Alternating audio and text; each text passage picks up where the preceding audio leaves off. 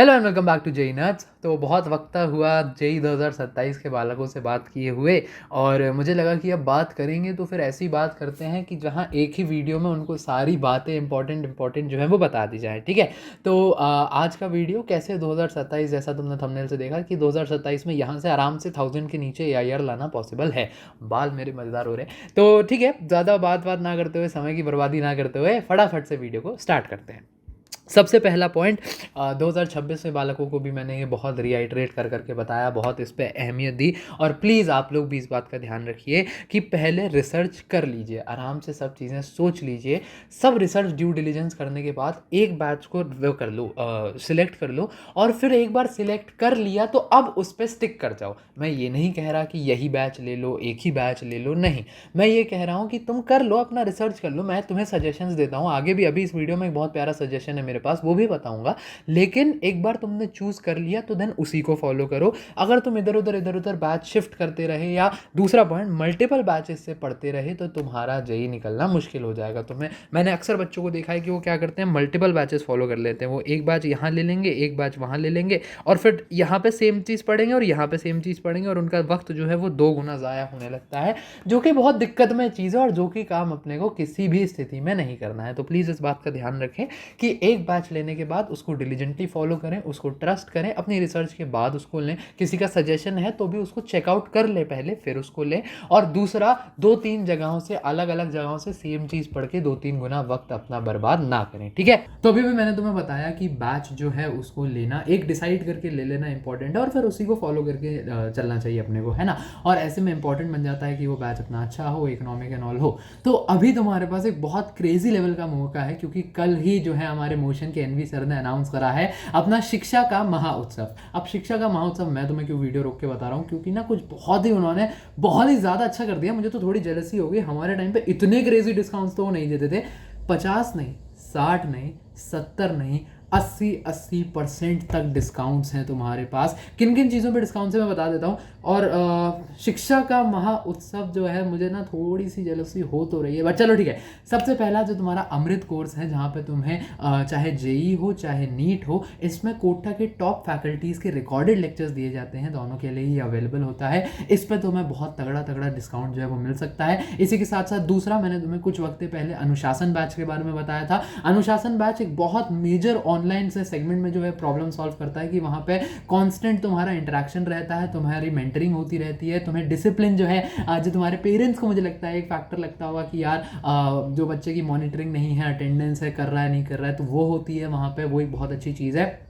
उस पर बहुत बहुत तगड़ा जो है डिस्काउंट तुम्हें मिल रहा होगा। इसी के साथ साथ इसके बारे में मैं तुम्हें आगे भी बताऊंगा, बट 2 चीज़ों पे और बहुत अच्छे अच्छे डिस्काउंट है। मैं नोट करके लाया हूँ, सारी रिसर्च करके मैं एनवी सर का थोड़ा फॉलो कर लेता हूँ। सबसे पहला, जो इनकी ऑल इंडिया टेस्ट सीरीज है, जहाँ तुम्हें मॉक टेस्ट दिए जाते हैं विद सॉल्यूशंस, और जो तुम्हारी रैंक वगैरह है, कहाँ तुम स्टैंड कर रहे हो, वो मिल रही है तुम्हें बहुत तगड़े डिस्काउंट पर। और वो बस 499 कुछ से शुरू हो रही होगी इसके बाद, तो वो भी बहुत अच्छी चीज़, मतलब एक गोल्डन अपॉर्चुनिटी सी बन जाती है लेने के लिए। और तीसरा, इनके एनसीईआरटी बुक्स और पीवाईक्यूज का जो कलेक्शन है, जो 11वीं और 12वीं के स्टूडेंट्स के लिए ऑफर करते हैं, जहां उस पर भी 15 या 20% कुछ, फ्लैट 15 है, हाँ फ्लैट 15% डिस्काउंट तुम्हें मिल रहा है। हमारा कोड है जो तुम वहां यूज कर सकते हो, NERSKM। ठीक है, तो बड़ा बड़ा एडिटर साहब इसको स्क्रीन पर डाल देना, NERSKM। ये कोड अगर तुम इस्तेमाल करते हो तो तुम्हें और भी जो है फायदे हो जाते हैं। मेरे हिसाब से, मतलब आज़ादी के अमृत महोत्सव में हम हैं, और उसी में एनवी सर का इनिशिएटिव की शिक्षा का महाउत्सव, जो देश को एजुकेशन से एम्पावर करना। और ऐसा नहीं है कि सिर्फ पैसे की बात है यार, मतलब अब जो इन्होंने इतना अफोर्डेबल कर दिया है मेरे हिसाब से चीज़ों को, वो एक बहुत अच्छी चीज़ है, क्योंकि अब हर कोई ले पाएगा। और वो एक, देखो, मोशन की क्वालिटी एजुकेशन है, और उसको अफोर्डेबल बना के ना सर ने एक बहुत ही मतलब सुंदर कार्य कर दिया है। तो शिक्षा का महाउत्सव चल रहा है, कुछ ही दिन रहेगा, बहुत ज़्यादा दिन नहीं रहेगा। तो मौका परस्ती करो, मौके का फ़ायदा उठाओ। लिंक जो है तुम्हें डिस्क्रिप्शन में मिल जाएगा, फटाफट जाओ और इसको चेकआउट करो। अगली बात पर आते हैं, जो अगेन बहुत सारी गलती मुझे लगता है तुम्हारे सीनियर्स जो हैं 2026 के बैच वाले, उन्होंने करी हैं, और जो हमारे प्यारे बालक है 27 वाले, वो ये गलतियां नहीं करेंगे, या ये गलती नहीं करेंगे। पैसिव लर्निंग की हैबिट मत डालो, चाहे जो हो जाए। लेक्चर देखना ना, जैसे हमने 2 घंटे का एक लेक्चर देखा, फिर दूसरा 2 घंटे का लेक्चर देखो। लेक्चर देखना इंपॉर्टेंट है, थ्योरी तुम्हें पढ़नी ही पढ़नी है, वो तो गिवन चीज़ है। लेकिन क्या होता है, जब हम लेक्चर पे लेक्चर देखते जाते हैं ना, तो ये बड़ा ईजी काम है, क्या है, स्क्रीन के सामने बैठना है, नोट नोटबुक लेके बैठना है, कुछ लोग तो ये करते हैं कि नोटबुक भी लेके नहीं बैठते हैं, बस लेक्चर देखते जाते हैं। तो इसको पैसिव लर्निंग कहते हैं। यहाँ तुम कुछ इंटरेक्ट नहीं कर रहे हो और ये काम बहुत आसान है। और ये काम क्या करता है, ये अपने मन में अपने आप को एक फेक सेंस ऑफ अकम्पलिशमेंट देता है कि हो रहा है हो रहा है हो रहा है, मैं पढ़ रहा हूँ मैं पढ़ रहा हूँ मैं पढ़ रहा हूँ, मैंने आज 8 घंटे पढ़ा, मैंने 10 घंटे पढ़ा, मैंने 2-2 घंटे के 6 लेक्चर देख डाले, 12 घंटे पढ़ा, अभी जेई नोट्स पे जाके कमेंट करता हूँ भैया आज 12 घंटे खींच दिया, मज़ा आ गया। कोई फ़ायदा नहीं है। जब तक तुम उस प्रैक्टिस को उस थ्योरी को इम्प्लीमेंट नहीं कर रहे हो, जब तक तुम उस थ्योरी से इंटरैक्ट नहीं कर रहे हो, जब तक तुम लेक्चर के साथ बैठ के नोट्स वगैरह नहीं बना रहे हो, जब तक तुम डीपीपी सॉल्व नहीं कर रहे हो, होमवर्क क्वेश्चन सॉल्व नहीं कर रहे हो, पीवाईक्यू सॉल्व नहीं कर रहे हो, जो भी तुमने चीज़ पढ़ी उसको एक्टिवली उससे एंगेज नहीं कर रहे हो, पढ़ाई का ऐसी कोई फ़ायदा नहीं है। तो सिर्फ लेक्चर देखना विल गेट यू नोवेयर। अगर ये एक मैं मॉडेस्ट नंबर दे रहा हूँ, इसको तुम 6 भी कर सकते हो, ठीक है। अगर तुम 6 घंटा लेक्चर देते हो तो तुम्हें 6 घंटा ही प्रैक्टिस करना है। 26 वालों के लिए तो ये नंबर ऐसा जा चुका है कि 6 घंटा लेक्चर तो 12 घंटा प्रैक्टिस, सपोज एक दिन में नहीं होगा, बट तुम्हारे पास अभी वक्त है तो जितना लेक्चर उतना प्रैक्टिस ज़रूर करना है तुमको। अपने डीपीपी सॉल्व करो, होमवर्क सॉल्व करो जो भी मिलता है, और सबसे ज़्यादा ज़रूरी मॉड्यूल्स और पीवाईक्यूज़ को तुम्हें अपने सॉल्व करना ही करना है। प्लीज़ इनकी इंपॉर्टेंस को अंडरमाइन नहीं करना है, सिर्फ थ्योरी नहीं देखते जाना है, ठीक है। अब फटाफट से यहाँ पे छोटा सा मैं एक मेंशन और करना चाहूँगा। मैंने तुम्हें बताया प्रैक्टिस की इंपॉर्टेंस, तो पीवाईक्यूज़ और पीवाईक्यू कॉम्बोज मोशन के बहुत माने गए हैं इंडस्ट्री स्टैंडर्ड, जहाँ पे एनसीईआरटी के साथ साथ 11वीं 12वीं के बच्चों के लिए पीवाईक्यूज़ ऑफर करे जाते हैं। इन पे फ्लैट 15% डिस्काउंट है शिक्षा के महाउत्सव में। और दूसरा, आगे मैं मॉक्स की बात करने वाला हूँ, तो मैंने तुम्हें आगे मैं बताऊँगा, अभी आऊँगा मॉक्स की इंपॉर्टेंस पे। बट उससे पहले जो बच्चों के पास अभी भी टेस्ट सीरीज़ नहीं है, वो मोशन की टेस्ट सीरीज जो ऑल इंडिया टेस्ट सीरीज़ है उसको भी चेकआउट कर सकते हो। वहाँ पे तुम अपनी क्या परसेंटाइल है, जो इंडस्ट्री स्टैंडर्ड सवाल है उससे बेहतर सवाल, जेई मेंस और जेई एडवांस के लिए रेलेवेंट सवाल दिए जाते हैं। क्या रैंक पे तुम खड़े हो रहे हो, सारे सॉल्यूशंस वगैरह, तुम्हारे क्या मेट्रिक बैठ रहा है, कितने नंबर, कहाँ गलती क्या, वो सारी चीज़ें बताई जाती हैं। और वो शिक्षा के महाउत्सव में बहुत तगड़े डिस्काउंट्स पे मिल रही हैं, तो उसको भी तुम ज़रूर चेकआउट कर सकते हो। लिंक डिस्क्रिप्शन में है और कोड मैंने अपना पहले बता दिया था, अभी भी NERSKM, इसका तुम इस्तेमाल कर सकते हो। अगली बात पर आते हैं। मुझे लगता है तुम लोग ऐसे वो होने लगे होगे कि यार भैया ठीक है, मान लिया शिक्षा का अमृत महोत्सव है, थोड़ा सा हमारे बारे में, यार वो चीज़ ही ऐसी हो गई है ना भाई, 80% ऑफ बहुत ज़्यादा होता है यार, तो वो मतलब क्रेजी काम कर दिया उन्होंने। ऑल राइट, अगली चीज़ बहुत ज़रूरी भाई, देखो यार ये ना, मैं हटाओ पेन बन गया भाड़ में। देखो अटेंशन स्पैन सही करना पड़ेगा। तुम लोगों ने अभी तक कई शॉर्ट्स देख लिए हैं, कई रील्स देख ली हैं, और सबको पता है तुम्हारे अटेंशन स्पैन की हालत कितनी ज़्यादा बुरी हो गई है। अब जब रील देखते हो या शॉर्ट देखते हो तो सट सट सट सट सट सट बढ़ाते जाते हो, वो भी पूरा नहीं देखते हो तुम लोग। मैं देखता हूँ, मैं अपने ही चैनल के स्टार्ट्स देख लेता हूँ, तो 45 सेकंड के शॉर्ट में भी एवरेज रिटेंशन इज 60% समथिंग। तो अगर तुम एक हिसाब लगाओ तो 22.5 से 25 सेकंड ही बच्चा देख रहा है, और वो भी एवरेज केस है। अगर तुम वर्स्ट केस चले जाओगे तो बात ही बहुत बुरी हो जाएगी, 5-6 सेकंड में लोग स्वाइप कर दे रहे हैं। अब यही जब दिमाग लेके, इस अटेंशन स्पैन वाला दिमाग लेके जब तुम मैथमेटिक्स के सवाल या फिजिक्स के सवाल सॉल्व करने आते हो, तो वो तुमसे मांगते हैं पेशेंस, वो तुमसे मांगते हैं कि तू लगे रहे लगे रहे लगे रहे, जवाब आएगा पर तू लगे रहे। तुम लोग क्या करते हो, क्योंकि तुम्हारा अटेंशन स्पैन इतना कम हो गया है, तो 2-3 स्टेप करे, जहाँ हल्का सा भी इनकन्वीनियंस आया, जहाँ हल्का सा भी तुम फंसे, जो कि तुम्हारे पास एबिलिटी थी कि वहाँ से तुम हट के निकल जाते या सॉल्व कर ले जाते, क्योंकि तुम हो इंटेलिजेंट, तुम वो छोड़ देते हो। तुम्हें लगता है शिट बहुत बड़ी दिक्कत हो गई, हटाओ अगले सवाल पे आओ। और जब तुम ऐसे करते जाते हो तो तुम देखते हो कि भैया मुझसे 20 में से सिर्फ 5 ही सवाल सॉल्व हुए, मैं तो बहुत बुद्धू बच्चा हूँ, मैं तो बहुत बेवकूफ़ बच्चा हूँ। और फिर तुम परेशान होते हो, हताश होते हो, और आके कमेंट करते हो कि भैया मेरा क्या होगा। मेरी बात समझो, हमारा चैनल कोई बहुत बड़ा चैनल नहीं है, और मैंने अपनी ऑडियंस में बहुत सीरियस बच्चे देखे हैं। अगर तुम ये वीडियो देख रहे हो तो एक बहुत अच्छा परसेंटेज चांस है कि तुम इंटेलिजेंट बच्चे हो, तुम जेई को लेके सीरियस हो, तुम बुद्धू नहीं हो। बस अगर तुम्हारे छोटे अटेंशन स्पैन के कारण तुम वो सवाल हटाते जा रहे हो और वहाँ से समझ रहे हो कि तुम बुद्धू हो, तो तुम सोचो तुम कितनी फेटल मिस्टेक कर रहे हो। फेटल का मतलब होता है मार देने वाली, और ये तुम्हारी जेई प्रिपरेशन को मार ही डालेगी गुरु। तो प्लीज़ प्लीज़ अपना अटेंशन स्पैन सही करो। और ये कैसे सही होगा, रील्स और शॉर्ट्स देखना बंद करो। मैं खुद शॉर्ट्स डालता हूँ, मैं कह रहा हूँ मेरे ही मत देखो, जाओ कोई बात नहीं। रील्स देखना वो तो बहुत ही गंदी चीज़ है। अगर कोई इंस्टाग्राम पे है तो प्लीज़ वहाँ से हट जाओ, बंद करो भाई, प्लीज़ मत देखो रील्स वगैरह, बहुत तुम्हारा अटेंशन स्पैन कम होगा। और अटेंशन स्पैन सही करने के लिए जितने ज़्यादा सवाल प्रैक्टिस कर सकते हो उतने ज़्यादा करो। सवालों में अपना दिमाग खपाना शुरू करो, पेशेंस के साथ सवाल लगाना शुरू करो कि कोई बात नहीं, अगर मैंने 10 मिनट एक सवाल पर बर्बाद कर दिए सोचने में, कोई बात नहीं। क्या मैं 10 मिनट एक सवाल पर बैठा रहा? क्या मैंने 10 मिनट एक सवाल को प्रॉपर दिए कि मैंने उस सवाल को ही स्वाइप कर दिया?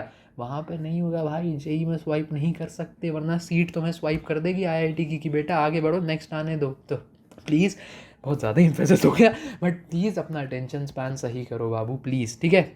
अगली बात पर आते हैं, टेस्ट से मत भागो। अगेन ये एक गलती है जो कि बहुत ही पर्सनल है, क्योंकि ये गलती मैंने करी थी और तुम्हें नहीं करनी है। मॉक टेस्ट हो गया, तुम्हारा कोचिंग का टेस्ट हो गया, मैंने मोशन की AITS बताई उस वो लेते हो तो उसका टेस्ट हो गया, इनसे भागना नहीं है, ये बहुत बहुत ज़्यादा इंपॉर्टेंट है। अब मैंने यहाँ लिखा नहीं है क्योंकि मैं आके तुम्हें बताना चाहता था टेस्ट क्या क्या करता है, मॉक टेस्ट क्या क्या करता है, मैं तुम्हें बताता हूँ। सबसे पहला वो तुम्हें एक्यूरेसी सिखाता है कि अगर तुम 300 नंबर का पेपर 75 सवाल अटेम्प्ट करते हो तो सही कितने करते हो। दूसरा वो तुम्हें टाइम प्रेशर सिखाता है कि 3 घंटे में 300 नंबर का पेपर सॉल्व करना कितना टफ हो सकता है। चौथा, वो टाइम के अंडर तुम्हें एक्यूरेसी दिखाता है कि भाई जब तू इतने प्रेशर में सवाल सॉल्व करता है तो क्या तू सही सवाल सॉल्व कर रहा है कि स्पेलिंग मिस्टेक्स कर दे रहा है, कि परेशान हो जा रहा है, कि टाइम प्रेशर में आके तू ब्रेक डाउन कर जा रहा है और सवाल अटेम्प्ट ही नहीं कर पा रहा। मैंने अपने मेंटोरशिप में ऐसे बच्चे देखे हैं जो मुझे बताते हैं कि भैया दिमाग खराब हो गया था, मैं पूरी मैथ्स छोड़ आया, ऐसे नहीं चल पाएगा काम, ठीक है। मॉक टेस्ट तुम्हें अगेन उस चीज़ के साथ भी हेल्प करता है, जो अटेंशन स्पैन वाली चीज़ है, वो तुम्हें एक साथ 3 घंटा एक जगह बैठते कैसे, और जो ये एडवांस का पेपर दोगे तो एक साथ 6 घंटा बीच में एक ब्रेक के बाद बैठते कैसे हैं वो सिखाता है। तो मॉक टेस्ट एक ऐसी चीज़ है जो जेई प्रिपरेशन में तुम्हारी इतनी हेल्प कर जाएगी, वो तुम्हें लास्ट डे पर रियलाइज़ होगा। तो मॉक टेस्ट की इंपॉर्टेंस को अंडरमाइन नहीं करना है, मैंने कुछ समय पहले एक वीडियो बनाया था उसमें भी ये बात कही थी, ठीक है। अगर तुम्हारा आ जाते हैं बैकलॉग बनाए, तो बैकलॉग का क्या करना है, सिंपल लॉजिक देता हूँ मैं हमेशा, ये बहुत कारगर है। डिवाइड और कॉन्कर करो। तुम्हारा जो 100% टाइम है उसको 3 हिस्सों में बांटो। 60% टाइम तुम दोगे अपने करंट सिलेबस को और उसकी प्रैक्टिस को। ऐसा इसलिए क्योंकि ऐसा ना हो कि पिछला कवर करते करते करंट सिलेबस का बैकलॉग बन जाए, वो बहुत बेवकूफ़ी वाली बात हो जाएगी। 30% टाइम तुम दोगे अपने बैकलॉग रिमूवल को, जो भी तुम्हारा बैकलॉग बना हुआ है, जैसा भी बना हुआ है, और उसकी प्रैक्टिस को। बच्चा अक्सर ये चीज़ करता है कि बैकलॉग में सिर्फ लेक्चर देख के छोड़ देता है, ऐसा काम अपने को नहीं करना है, उसकी प्रैक्टिस भी बहुत ज़्यादा इंपॉर्टेंट है। और 10% टाइम तुम अपना दोगे डाउट जो भी तुम्हारे आए हैं और रिवीजन, क्योंकि भाई ये जो पढ़ा है इसका रिवीजन करना इंपॉर्टेंट है, नहीं तो ये भी बैकलॉग वाले में चला जाएगा। बैकलॉग बनता ही ऐसा है, पढ़ा भूल गए, लेक्चर नहीं गए, उस पर भी आता है लेक्चर नहीं गए वाला, बहुत important point. Consistency is the key to a good rank. Consistency ही, 2 शब्द हैं मुझे लगता है जेई की जर्नी में जो तुम्हारी रैंक लाते हैं, पहला डिसिप्लिन और दूसरा कंसिस्टेंसी। बैकलॉग बना ही क्यों, इन द फर्स्ट प्लेस तुम्हारा बैकलॉग बना ही क्यों, लेक्चर्स मिस हुए तुमसे, तुमने वक्त पे प्रैक्टिस नहीं करी, तुमने वक्त पे रिवीजन नहीं किया, अपना होमवर्क नहीं किया, इन सारी चीज़ों से तुम्हारा बैकलॉग बनता है। कुछ भी नहीं, अगर तुम्हें बस तुम्हें आउट, मैं ही नहीं कह रहा कि तुम दुनिया से बाहर जाके कुछ ऐसे ही कर दो आउट, ऐसे कुछ ऐसे एकदम बवाल ही कर दो, नहीं। रोज़ क्लास होती है, बस उसको अटेंड कर लो। जो बैच लिया है बस उसकी क्लास चले जाओ, जो वो होमवर्क दे रहे हैं बस उसका होमवर्क कर लो। PYQ लगाने बोला है तो PYQ लगा लो। जितना जितना एवरीडे बेसिस पे बताया जा रहा है बस उतना उतना कर लो, और वो भी दिन की 10 से 12 घंटे की पढ़ाई में हो जाता है, और इतनी करनी पड़ेगी। मैं तुमसे ये नहीं कह रहा सोना छोड़ दो, खाना छोड़ दो, 18 घंटे पढ़ो, 6 घंटे में सारा सोना खाना देना सब कर लो और 18 नहीं, मैं कह ही नहीं रहा। जितना तुम्हें डेली डेली डेली डेली बोला गया है बस कंसिस्टेंटली उतना उतना उतना उतना कर लो। मैं तुम्हें कैसे, मैं तुम मॉक से पता चल जाएगा कि तुम्हारा रिजल्ट आने लगेगा। जितना बस बताया तमीज़ से उतना कर लो। बैकलॉग नहीं बनेगा तो कभी भी, अगर तुम कंसिस्टेंटली लेक्चर देखोगे, जो होमवर्क दिया, जो DPP दी, जो साथ में PYQ थे वो सारे लगाओगे, कहीं बैकलॉग आएगा ही नहीं। चुपचाप 2 साल निकल जाएंगे, अपनी मेंटल एबिलिटी डेवलप हो चुकी होगी, प्रैक्टिस अपने को एकदम टू द पॉइंट हो चुकी होगी, और पेपर में जाके अपन फोड़ देंगे, ठीक है। तो यही मोरलेस बातें थी जो मुझे तुमसे करनी थी। गला सूख गया यार आज ठीक है। तो बाकी और भी कोई दिक्कत परेशानी हो, चैनल को सब्सक्राइब कर लिया करो पहली बात तो, और भी कोई दिक्कत परेशानी हो तो तुम कमेंट्स में ड्रॉप कर सकते हो। पढ़ाई करते रहो, ऑल द वेरी बेस्ट।